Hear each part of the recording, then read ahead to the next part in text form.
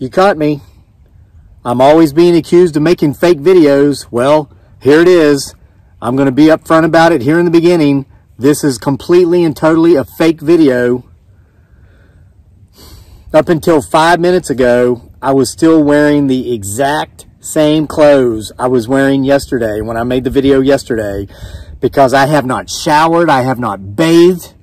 All I did today was lay around and read. But I thought, man, I can't go up there and make a video looking like this. They'll remember what I was wearing yesterday and they'll be like, ooh, Crazy Lake, do you ever bathe? So I changed shirts. At least this one. I didn't even change this one. That's how fake this video is. I'm expecting you to think I've got like 2 solid gray shirts, and I changed hats. I didn't even change my pajama pants. So there you have it. There's your confession. Fake video. Completely fake. I look like I've gone out and lived a full day and bathed and shaved. Well, I don't look like I've shaved, but anyway, here's why. You know what I did today? Most of the day, I laid around and read. I don't know if you can tell, but we just had a heck of a rainstorm here. I did a little bit of work this morning. I removed a nasty old briar patch that was blocking the sunlight from some beautiful yellow tulip poplars and some wild black cherries that were being stunted in growth until I came by and took out that briar patch, and I transferred another eastern red cedar. But this has nothing to do with the story. Here's the story. After that, I laid around and read all day. And what a wonderful book I read. It's called Educated by Dr. Tara Westover, okay? 32-year young woman who worked harder to get her PhD than you could imagine, because it wasn't just the collegiate aspect, the actual in the classroom. What a story. It's just her life, where she's from, how she was brought up, how she was raised. Many of you on this channel give great advice, and I take that advice, okay? I often kind of poke at the vertically challenged individuals who live under bridges, who give bad advice, who basically just don't give advice. They give insults and criticism. Somebody said recently in the comments that I've been called a man brat. I was recently called a tease. This commenter said they can see the twinkle in my eye when I address these comments, and she can tell I'm not really hurt. I'm really kind of giving it back to them. All right, you caught me there too, okay? So all those times when I've made videos where I act like I care about the critics or the naysayers or the negative people, those are fake too, because I don't. I just like to pick back at them. I don't know why. I guess I'm a man brat. But here's my point to all this. Several somebodies, when I made a video here a few months back, which was pretty much a book review about the book called Hillbilly Elegy by J.D. Vance. A lot of you folks said I would enjoy reading the book Educated by Dr. Westover. Ironically, at that time, my wife was reading this book because somebody recommended it to her.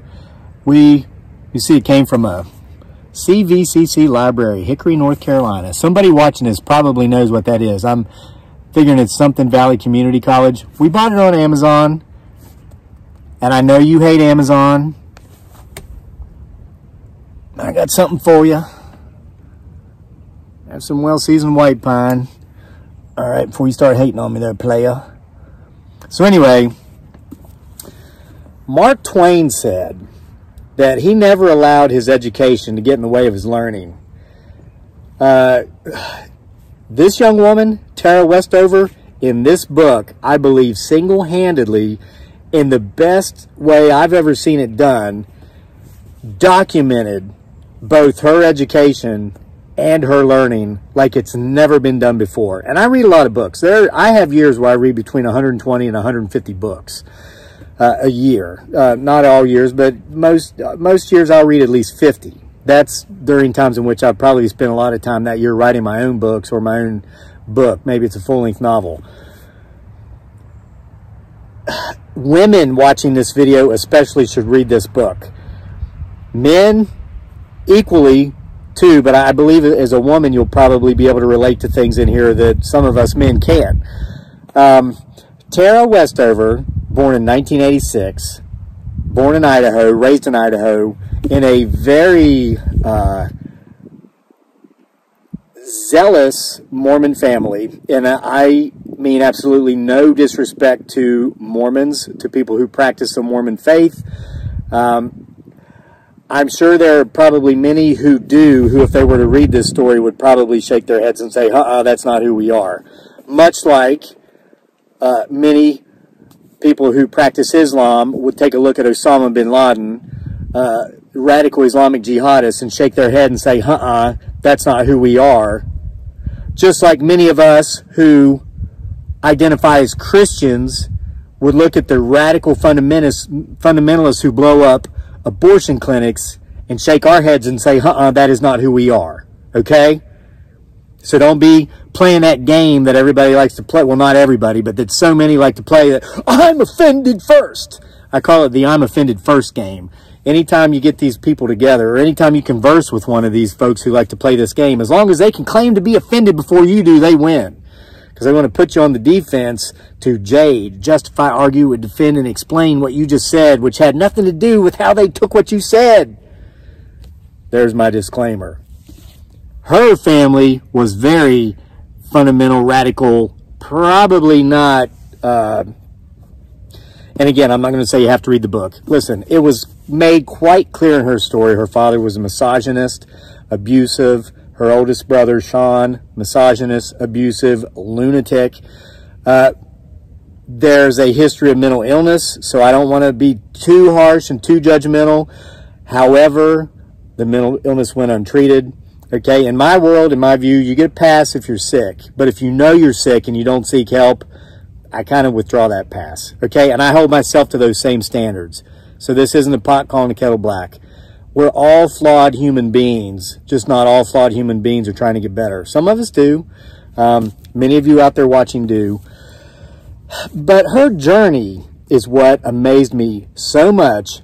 And she pointed out towards the end of her book here a philosophy that I've spent much time here in the second half of the afternoon since finishing this book, kind of doing some further research on. And that's the philosophy of negative liberty versus positive liberty. And I'm going to explain that because her life story pretty much sums up the difference between the two and how you must overcome one to fully enjoy and live the life that only you can live, that is within inside each and every one of us, by letting go of one and fully seeking out the other. And that's what she did.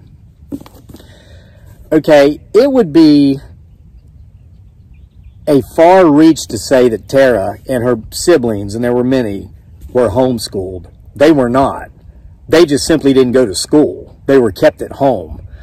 Her father, they're going to make a movie out of this. Do yourselves I haven't seen where that's been announced, but I'm telling you, #1 New York Times bestseller as soon as it was released a couple years ago. I guarantee you there will be a day when a movie comes out about this book. You need to do yourselves a favor and read this book and read the true story as told by Dr. Westover before Hollywood ruins it. And they will. And I'm going to tell you how they're going to ruin it. I can see it already because I know Hollywood. Okay? Still waiting on that letter, by the way, Hollywood, as far as converting books to movies goes. Whatever. You'd probably just destroy it anyway. Okay, so they were kept home where they basically were child laborers in their father's scrapyard. The family had like a large property at the foot of a mountain, and the father made his living off of just other people's junk, cutting it down, reselling it as scrap parts, as raw materials. And her mother was a midwife, and she specialized in making tinctures, oils, essential oil type things. The family did not believe in doctors. The father, and I'm not trying to ruin the book for you, but I'm telling you, I'm just painting the picture of the life this young woman endured before she escaped, before she overcame the false sense of freedom given to all of us through negative liberty, and fully participated in the only true way of freedom, which is positive liberty. And I'll explain that. Hang in there. You'll understand what these words mean. They didn't believe in doctors. The father not only was he bipolar, and apparently it appears to be schizophrenic. He was a conspiracy theorist. Gee, go figure how those go together. He believed the Illuminati was running the world. Doctors were agents of Satan and the Illuminati. Modern medicine was in it. This girl realized when she was in Cambridge in graduate school that she'd never received her vaccines and raced off to get them. Oh boy, I just ticked off a lot of people there. I know if you're still here, you're probably not after that, okay? There's where that title makes sense. I'm glad I was able to come up with that on the fly.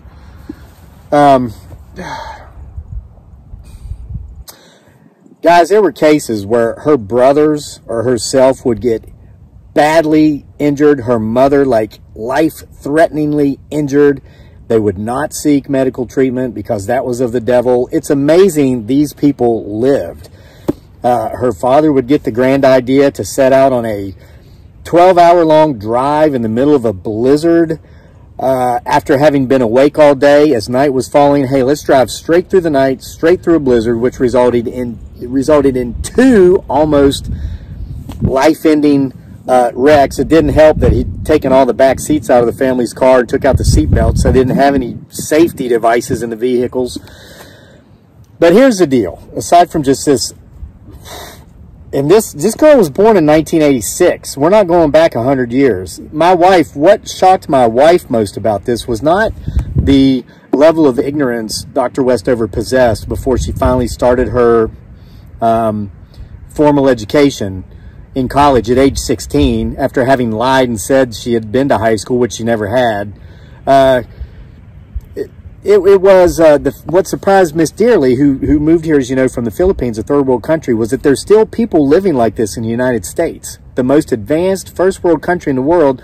My wife's older than the girl who wrote this book and who lived this life, and it just floored my wife. So, anyway, Dr. Westover was able to escape that hellish life, that controlling family, physically at first by going off to college. She went to BYU, Brigham Young University, Mormon University out in Utah.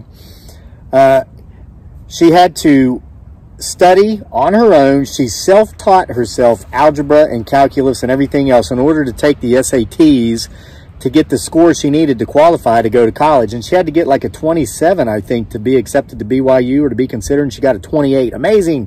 This guy got a 21, and I went to school. And that bears no reflection on the schools I attended. I wasn't very studious, okay? Just to have that disclaimer out there. I went to school to play sports and because there were girls there. So, anyway, she got her bachelor's from Brigham Young University. She had a professor who spotted within her something she could never see in herself, because she had it browbeaten into her that all she was, since she was a female, was she was somebody's future wife, and since her family believed in polygamy, she was somebody's future wife among multiple wives. She was merely the part of some man's future harem, and she was going to be a baby machine, a baby maker, going to have lots of babies as part of this harem for this man. That was her only worth, her only value. Aside from working in the scrapyard, she provided an extra set of hands. She had a professor who took an interest in her because he saw something different. He saw something special, and he encouraged her to attend a special summer course at Cambridge in England, okay? Well, it cost money. She didn't have it. He mentioned grants, how she could get a grant to go, and she was really struggling to pay her tuition at BYU anyway. She would go home during the summer and during breaks and work like an enslaved person for her father for just enough money to almost pay her tuition or her bills when school would come back in. This professor encouraged her to get grants.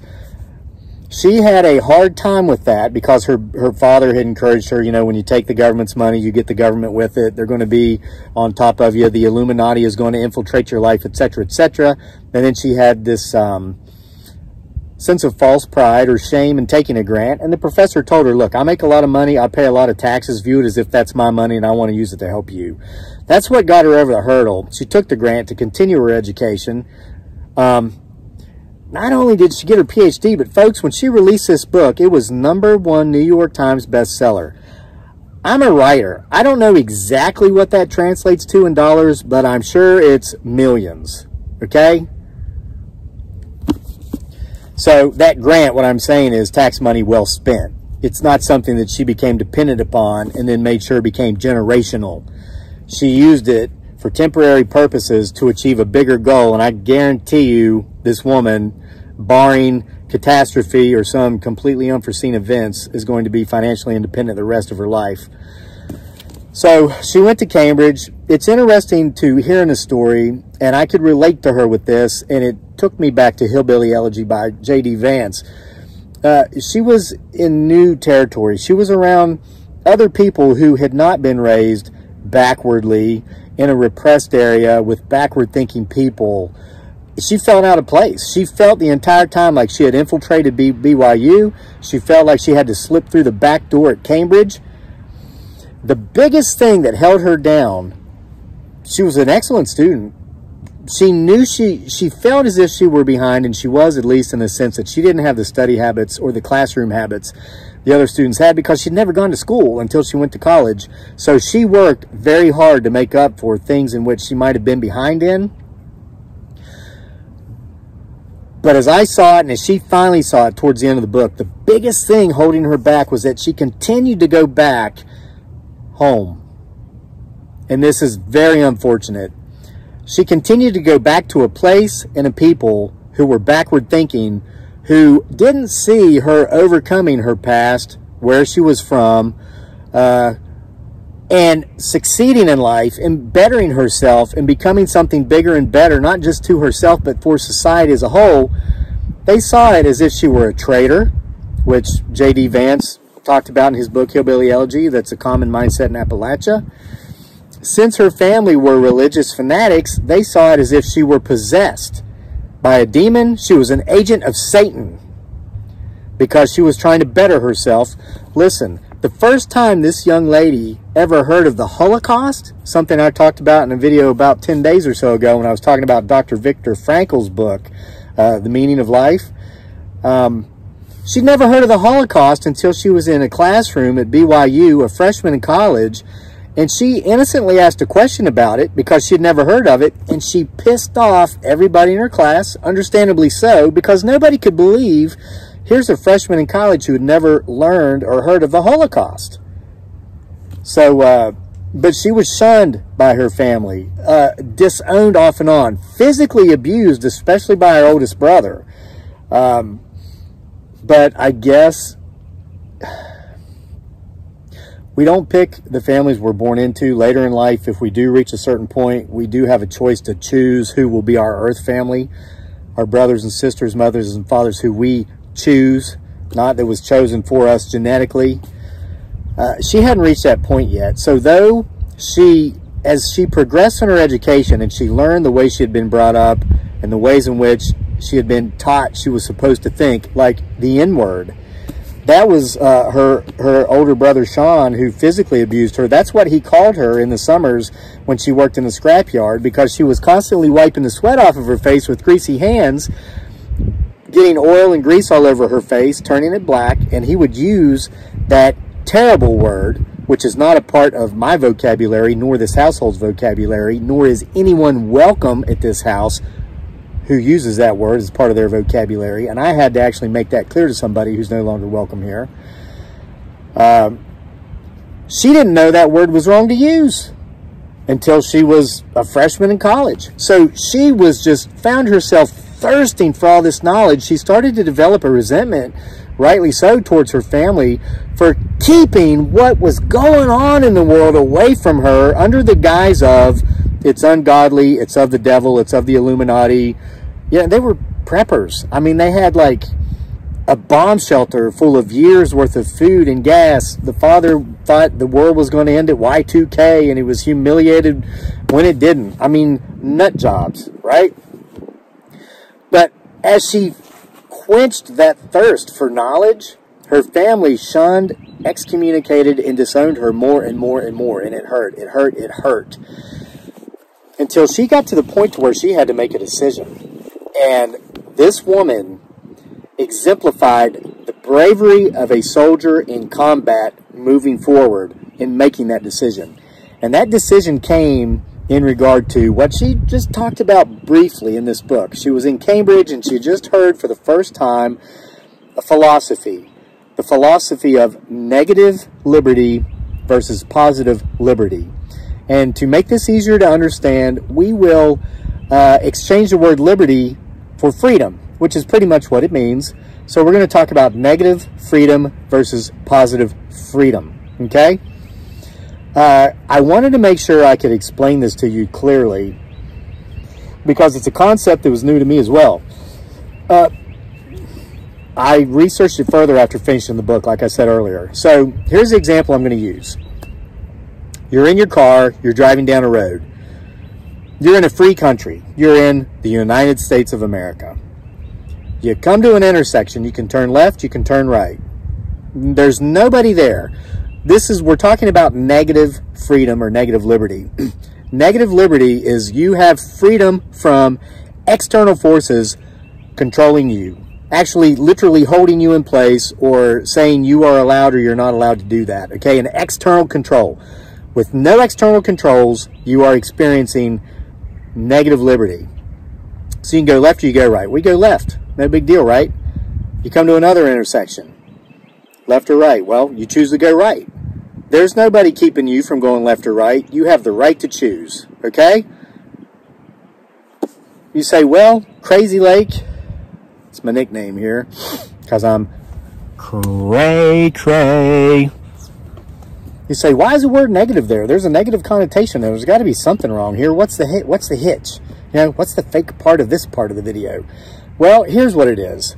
It's internal influences, which can be addiction, which can be mindset, which can be, of course, mindset. From there, we can go into the mindset is there because of the external influences that might not be there stopping you now, but maybe you went left because you're out of cigarettes and you're really craving your fix.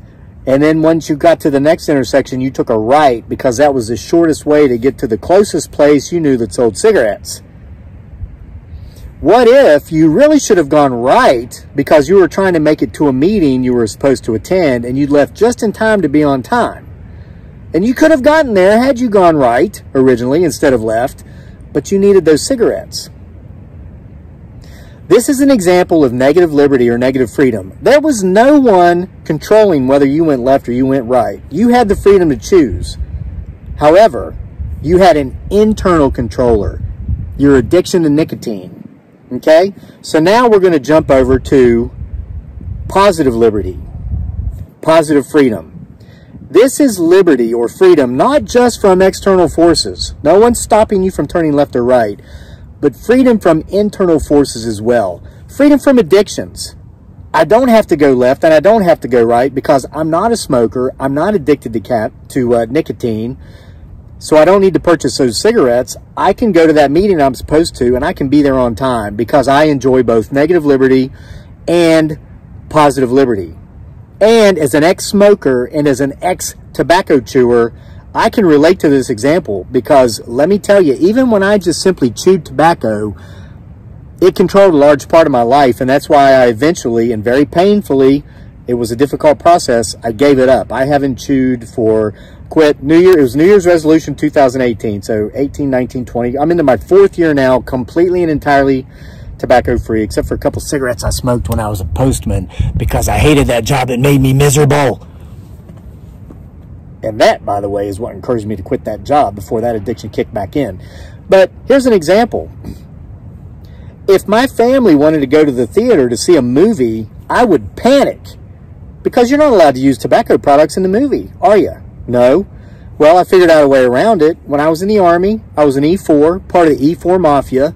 Those of you who served in the military knows exactly what that means. That means you're really good at figuring out how to do what you want to do anyway, even though you're not supposed to. When we would go to the theater, I would buy 2 bottles of water. As soon as my family and I got into the theater and got our seats in the dark, we would chug the first bottle of water. We'd eat the popcorn, dry our mouths out, chug that. That was my spit bottle. I could then sit in the theater and chew very discreetly. Even then, always watching out for the guys and the girls with the flashlights, making sure I'm not in there using tobacco products. But that controlled so much of my life. And I knew, and I quit chewing just before I started delivering mail because I knew it would be too difficult to chew tobacco and spit while I'm walking, delivering mail, drinking water when my throat dries so I don't swallow it and gag, etc., etc. So though I was experiencing positive liberty in most aspects of my life, I was experiencing negative liberty due to that addiction, okay? And man, a book, I could write just about that stuff, which I won't talk about here and now. But here's my point to Dr. Westover's predicament in this regard. She was excelling as a university student, as a graduate student, as someone pursuing a PhD. And we're talking about a young lady who never went to school. A young lady who, until she went to college, had never heard of the Holocaust and didn't know the N-word was a bad word and that it should never be used. And she was excelling. I'm going to read you right now her credentials. What it says about the author. Listen to this. Tara Westover, born in Idaho, 1986. She's got a BA from Brigham Young in 2008. She was awarded that subsequently awarded a Gates Cambridge Scholarship. Okay, she earned an MPhil from Trinity College in Cambridge, and one of those two is the equivalency of basically a Rhodes Scholar at Oxford. Okay, and then in 2010 she was a visiting fellow at Harvard. See, I know how to say that because remember, UVA is the Harvard of the South, the university. Don't slip up and ask people which university. If you live in Charlottesville and they say, "Did you attend the university?" Don't say which one. That's the wrong answer. You'll be ostracized. Learned that when I first moved here. Then she returned to Cambridge, where she was awarded a PhD in history in 2014. But to put the nail in that final slate to hang on her wall of all these accomplishments, she had to first overcome negative liberty and fully pursue positive liberty. And what that was that mindset in her head that you're a female, you were brought up this way, your only value, your only worth is to be part of some man's harem and make that man babies. The people who brought her into the world, who she felt a natural propensity to love more than anyone else, and who she felt should have loved her more than anyone else, sadly, were those who were doing her the most harm, and she had to make a choice. She had to choose herself and free herself from those warped ways of thinking to be herself and live happily ever after, joyous, peaceful, and free. And she did that. You talk about courage, you talk about bravery. So when I quoted Twain, she got an education, okay? PhD from Cambridge. But I'd be willing to bet her learning came from life. Never confuse the two. Read this book. Educated by Tara Westover. Dr. Tara Westover. And with that said, and with my admission made at the beginning of this video, I'm going to go take a shower and change my clothes.